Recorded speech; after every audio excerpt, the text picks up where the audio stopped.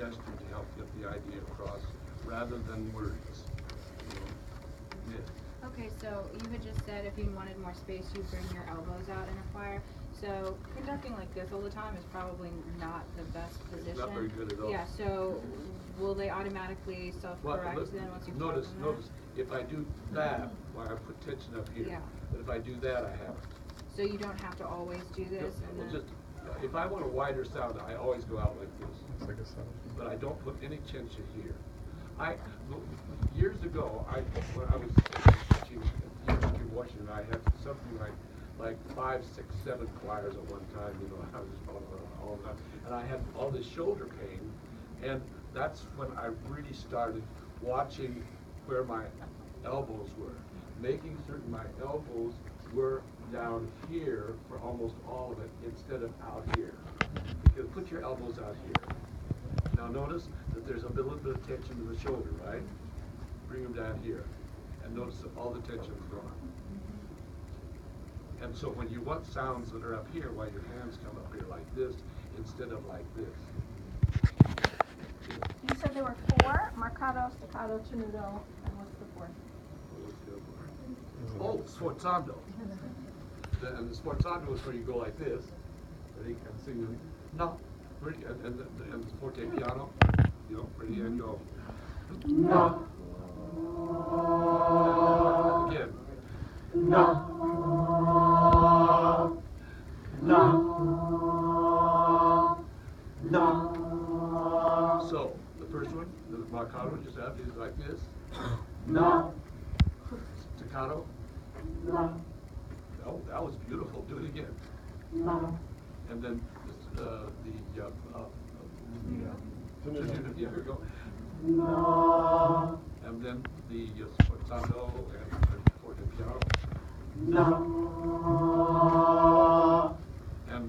And get that with your choir, and then they because if I did that without that little rest, why there's some tension right here, I hate to ask you to do it.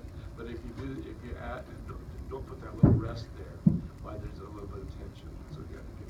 What about in the upper range, you know, for sopranos around the F height? Do you still keep that space there because it's difficult to stop the sound? I guess maybe the air needs to keep going.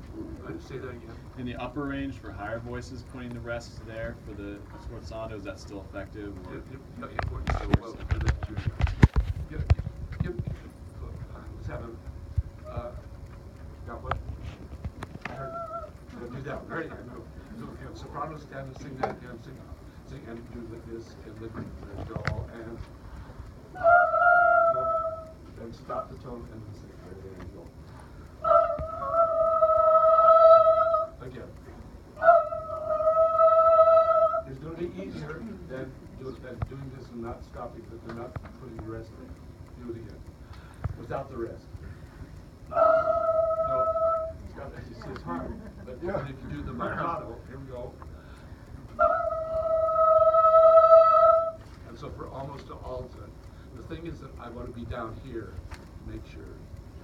We have a tendency to go here for sopranos and high notes instead of down here for sopranos and high notes. Yeah. Can you repeat in detail what you talked about yesterday about the soprano sound, how to mellow it up top? Remember you talked about 5 minutes about What's that? gesture to make the soprano sound a lot more beautiful and even. It's always here. Mariel knows this now, don't you? And you have noticed there's a huge difference in the choir, the sound of the choir when you're down there. Exciting. What? It was very exciting. It was very exciting for me too to see you do that because what you today you were down here in this area almost all of the time, and the choir was the best they did in that piece because the hands up here, it just makes it harder to sing. Dona Nobis. Dona Nobis.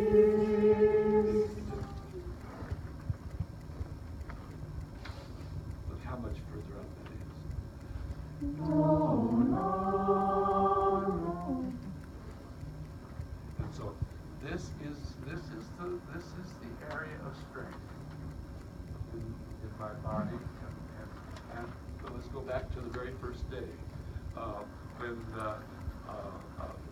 Rizzolatti and all of those guys in Parma discovered the mirror neurons, why that was something that we as conductors really need to know, is that you read my body. If I walk up here, this is the first day of classes, and I walk